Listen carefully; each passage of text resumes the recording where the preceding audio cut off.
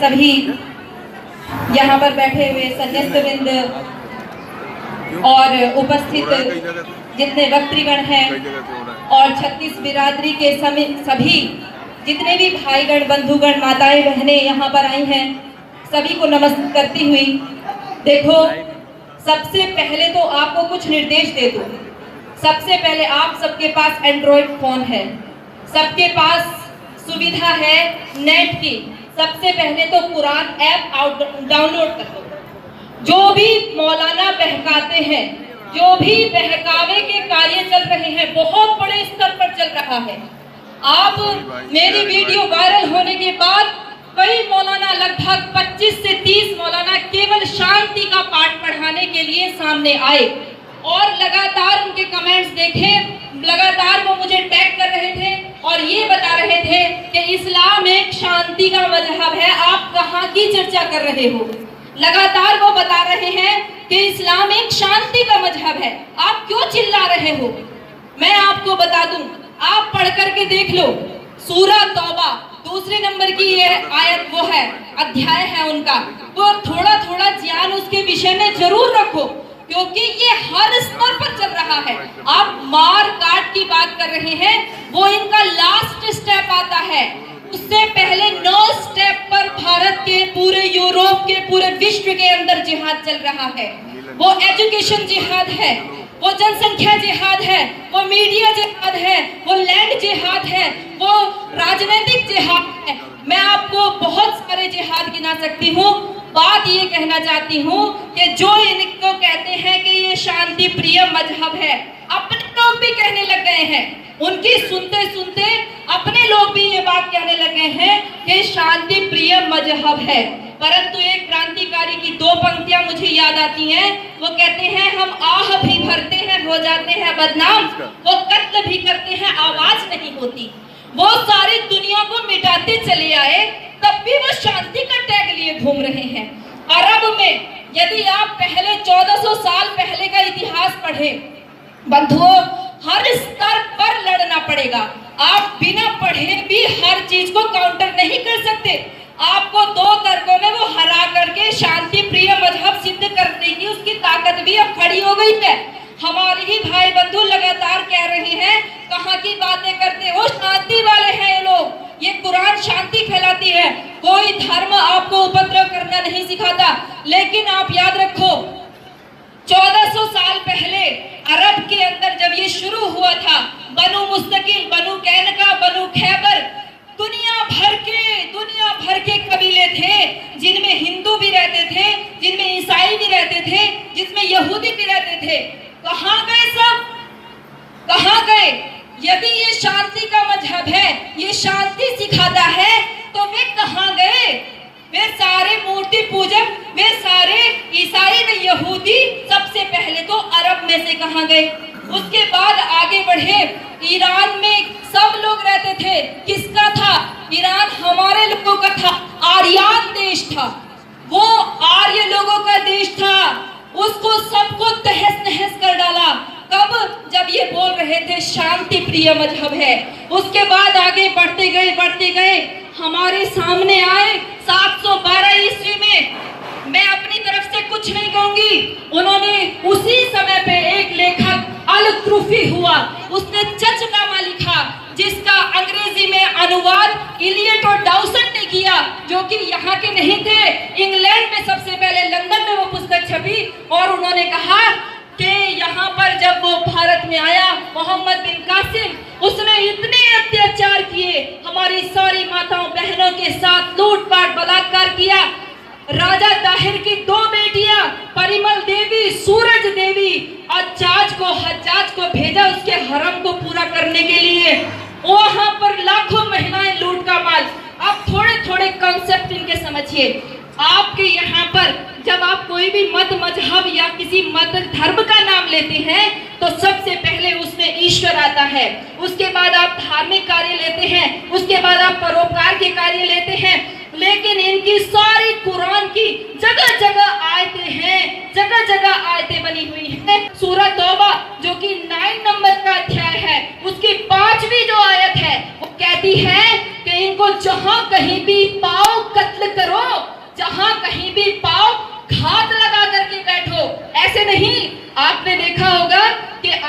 ISIS जितने भी इनके सब रेडिकल जिहादी जो ग्रुप हैं, नए नए तरीके निकालते हैं, मारने के नए नए तरीके निकालते हैं।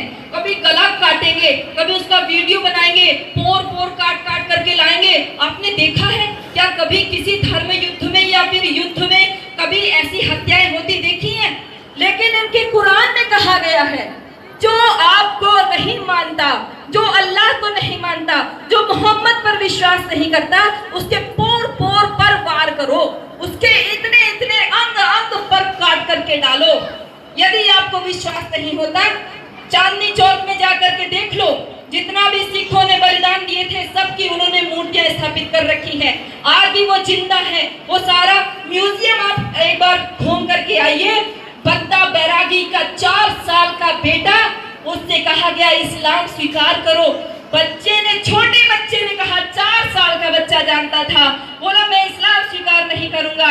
उसको बंदा बैरागी की गोद में बैठा दिया गया और गोद में बैठा हुआ बच्चे से कहा अब इस्लाम स्वीकार करो। उसने कहा नहीं करूंगा। बंदा बैरागी को आदेश हुआ इसको खुद अपने हाथ से छुरी मारो। बंदा बैरागी ने कहा मैं अपने टुकड़े के साथ ये वाला काम नहीं कर सकता।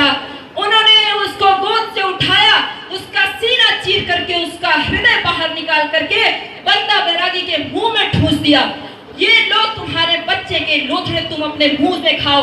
और इतना ही नहीं, एक को गिने तो बात है, इतने लोग शांति यहाँ मचाने आए जिनकी शांति को देख करके दिल दहलता है। यदि यही शांति है तो उपद्रव क्या है, अशांति क्या है? आओ इनकी शांति का भी जायजा ले लेते हैं। जिसको आज हम कहते हैं बाबरी मस्जिद, जो बाबर आया था उसको यहाँ पर आप पूरे आर्टिकल पढ़ जाइए, गूगल पर बाबर सर्च कीजिए। इन्होंने सारा इतिहास को ऐसे लिख दिया है, बाबर आए थे, बहुत अच्छे थे, उनमें दीन के प्रति कोई कट्टरता नहीं थी। अभी कल परसों मैंने सर्च किया, अरे वो बाबर जिसने कहा कि अब आओ, ये जो जितने भी हमने इनको काफिरों को काटा है ना, इनके मुंडों की मीनार बनाते हैं। और पूरा लिखा हुआ है, पूरा लिखा हुआ है बाबरनामा। बाबरनामा पढ़ करके देखो, पूरे अत्याचार लिखे हैं। गुरु नानक देव ने कहा था कि भगवान तूने कैसा भारत को खुला छोड़ दिया, ये बाबर के अत्याचारों के कैसे हम लोग जी पाएंगे? ये आज से नहीं 1400 साल से मित्रों हमारे बीच में आ करके एक जैसा कत्लेआम मचाते हैं। एक जैसा फरमान है, या तो अल्लाह से डरो। अरे डर, शुरू की कुरान की आयत पढ़ लीजिए, बोलते हैं कि जो अल्लाह का डर रखता है वो ही मुसलमान हो सकता है। अब क्यों डरे? हमें तो वेद मंत्र ने कहा अभयम मित्राद अभयम अमित्राद। अरे मित्र से भी भय न हो, हमें दुश्मन से भी भय न हो, हमें रात में भी भय न हो, हमें दिन में भी भय न हो, हमें कभी भय न हो, चारों दिशाओं से हमें अभय का दान मिले। और ये कहते हैं सबसे पहले, मुझे भी बहुत सारे मौलानाओं ने ऑफर दिया, बहुत सारे टुटपुंजी उठ करके आए और वीडियो बना बना करके बोले कि हम आचार्य कल्पना को निमंत्रण देते हैं, इस्लाम स्वीकार कर लो। अरे हाँ, मैं इस्लाम स्वीकार कर लूंगी, मेरी बात उन तक पहुंचाना, मैं इस्लाम स्वीकार कर लूंगी, परंतु कब? हमारे कुछ रूल है, आप उन पर आइए, उन रूल के अनुसार अपने आप को सिद्ध कीजिए। न्याय दर्शन का पहला सूत्र कहता है, आप कब तक आप किसी बात को स्वीकार नहीं करते। अरे हम तो अपने भगवानों को भी तब तक स्वीकार नहीं करते जब तक उनको कसौटी पर खरा नहीं उतार लेते। न्याय दर्शन के पहले सूत्र में कहा, प्रमाण प्रमेय संशय प्रयोजन सिद्धांत उपनय निगमन, बहुत सारे 16 सिद्धांत बताए। आओ प्रमाण दो कि ये शांति का मजहब है, खुले में चर्चा करो, बैठाओ, कोई चैनल हायर करो, सुरक्षा दो, साक्षात शास्त्रार्थ करने के लिए तैयार है। आप कुरान पर बात कीजिए, आप मोहम्मद पर चर्चा तो कीजिए, आप इस्लाम की शांति को सिद्ध करके दिखाइए, पर हमारी कसौटी पर सिद्ध करके दिखाइए, बिल्कुल इस्लाम स्वीकार कर लेंगे। अरे आप शांति शांति चिल्लाते हैं, याद रखो जब तक इनके सामने नॉन इस्लामी जिंदा है तब तक इनका लक्ष्य है उसको समाप्त करना और वहां पर अपना हुकूमत कायम करना। ये नमाज पढ़ते नहीं है, ये नमाज कायम करते हैं। नमाज पढ़ने का कोई कॉन्सेप्ट नहीं है, नमाज कायम करने का कॉन्सेप्ट है, अर्थात जैसे हुकूमत कायम की जाती है आपके घुटने टिकवाए जाएंगे। जब आप इस्लाम स्वीकार कर लेंगे, घुटने कहाँ कौन टेकता है भाइयों? घुटने कौन टेकता है माताओं? गुलाम घुटने टेकता है। जो घुटने टिकवाता है वो उसका शासक होता है। घुटने किस लिए टेके जाते हैं? कहते हैं हमारा अल्लाह सब जगह है। अल्लाह सब जगह है तो मक्का की तरफ क्यों घुटने टेक रहे हो? वहां पर बैठा कौन है? किसको देख करके बोल रहे हो? किसको बहकाते हो? अरे इनका लक्ष्य एक है, जब तक एक भी काफिर नॉन इस्लामी जिंदा है, जो नहीं मानता, विश्वास नहीं करता, ये सब शहीद ईमानदार सब इन्हीं की देन है। ये शब्द, इन शब्दों के बारे में भी थोड़ा कहना चर्चा सोच करके आई थी, आप लोगों को बताऊंगी। याद रखो, जब तक एक भी नॉन इस्लामी जिंदा है तब तक इनका लक्ष्य है साफ, इसको साफ कर दो। और चूंकि इनके मत में मजहब है, केवल लड़ाई दंगे के अलावा कुछ है ही नहीं, इसलिए जब ये सब अपने जैसे हो जाते हैं तब खुद को ही नोच नोच करके खा जाते हैं। आपने देखा होगा जितने भी इनके देश है, किसी भी देश का इतिहास उठा करके देख लो, सीरिया इनका देश था, बर्बाद करके रख दिया, तहस नहस मचा दी। इसको शांति कहते हैं क्या? आप ईरान का इतिहास उठा करके देख लो, लगातार बम धमाके हो रहे हैं, लगातार। वो तो इनका ही देश है, वो तो इनका ही है। मेरे बहुत सारे युवा भाई हैं जो मॉडर्न एजुकेशन लेते हैं, मैंने उनके सामने चर्चा की, बोले क्या दिक्कत है, मुसलमान प्रभावी होंगे तो हम मुसलमान बन जाएंगे, क्या दिक्कत है, जिंदा रहेंगे। अरे मैं आपसे कहना चाहती हूँ, ये कोई भी शांति फैलाने वाला कोई भी मजहब है ही नहीं। यदि आप इस्लामिक बन भी गए तो अरबों की दृष्टि में आप दोयम दर्जे के मुसलमान होंगे। इस भारत के, पाकिस्तान के, बांग्लादेश के जितने भी मुसलमान हैं, ये सब दोयम दर्जे के हैं। और ये इसीलिए सबसे ज्यादा अल्लाह अल्लाह चिल्लाते हैं, क्योंकि इनको लगता है हम ज्यादा जिहाद करेंगे, ज्यादा लोगों की हत्याएं करेंगे तो हम अरबों के समान बैठ जाएंगे, पर इनको कोई अपने पास बैठाने वाला नहीं है। ये बहुत नीचे गिरे हुए माने जाते हैं। आप भी यदि कन्वर्ट हो गए तो इनसे भी नीचे गिने जाओगे, इनसे भी और नीचे गिने जाओगे। जजिया दोगे, टैक्स दोगे, दुनिया भर के घुटने टेकोगे। इनका मूल जो सिद्धांत है उसको समझने की बहुत ज्यादा आवश्यक है। आपने देखा होगा थोड़ी थोड़ी बातों पर दीन खतरे में आ जाता है, देखा है? थोड़ी थोड़ी देर में वंदे मातरम नहीं बोलेंगे, उनका दीन खतरे में आ जाता है। ये लड़की ने ऐसा बोला, हमारे दीन को खतरा हो गया। इसने हमारे मोहम्मद को बोला, हमारा दीन खतरे में चला गया। जब भी देखो तब खतरे में ही पड़े रहते हैं, जब देखो तब खतरा इनके चारों तरफ मंडराता रहता है। इससे ऊपर इनके पास कोई शब्दावली नहीं है, ना इनके पास कोई दर्शन है, ना इनके पास कोई उपासना पद्धति है, ना इनके पास कोई आत्मिक उत्थान के लिए संकल्प है, ना कोई इनके पास चारित्रिक उत्थान के लिए कोई लिटरेचर है, कुछ नहीं है। केवल जहालियत, युद्ध के अलावा, धमकियों के अलावा, फतवों के अलावा, हिंसा के अलावा कोई और कोई चीज इनके पास नहीं है जो शांति फैला सके, कोई भी नहीं है। ये ध्यान रखना, पाकिस्तान में बमबारी हुई तब दीन खतरे में नहीं आया, सैकड़ों अहमदिया मारे गए तब दीन खतरे में नहीं आया, सैकड़ों हजारों शिया मुसलमान मार दिए सुन्नियों ने, आतंकवादियों ने। आतंकवादी तो हम कहते हैं कि जिहादियों ने, जो इस्लामिक जिहादी हैं, उन्होंने खुद ने अपने लोगों को मारा, अपने लोगों का विनाश कर रहे हैं। क्यों? क्योंकि मैं ज्यादा बड़ा अल्लाह का पुजारी हूँ, मैं ज्यादा मोहम्मद का निकट वाला हूँ, इसलिए दूसरा मरने योग्य है, इसलिए दूसरा कत्ल करने योग्य है। पेशावर के स्कूल में हमला किया, कोई मुल्लाओं का कोई भी मजहब खतरे में नहीं गया, इनके बच्चे मरे, कोई खतरे में नहीं गया। आप उठा करके देख लो, ग्लोबल टेरर इंडेक्स है, उसमें बताया गया कि इराक के अंदर कितने 2014 वर्ष जो चल रहा था, एक साल के अंदर 10,000 लोग कत्ल कर दिए गए, भूमि पर चटाई की तरह बिछा दिए गए। किसने बिछाए भाई? केवल उन लोगों ने जो आज कह रहे शांति का मजहब है। किसी का दीन खतरे में नहीं आया, किसी ने कुछ नहीं बोला। पर आज देख लेना, आज की अगर वीडियो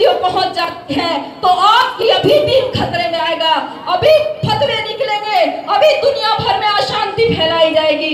याद रखो, ये खुद भी ये हमें मिटाएंगे, फिर खुद हुकूमत कायम करेंगे और फिर खुद भी मिटेंगे, क्योंकि इनका कोई कंसेप्ट जिंदा रहने का है ही नहीं है। मानवता के लिए कोई कंसेप्ट नहीं है।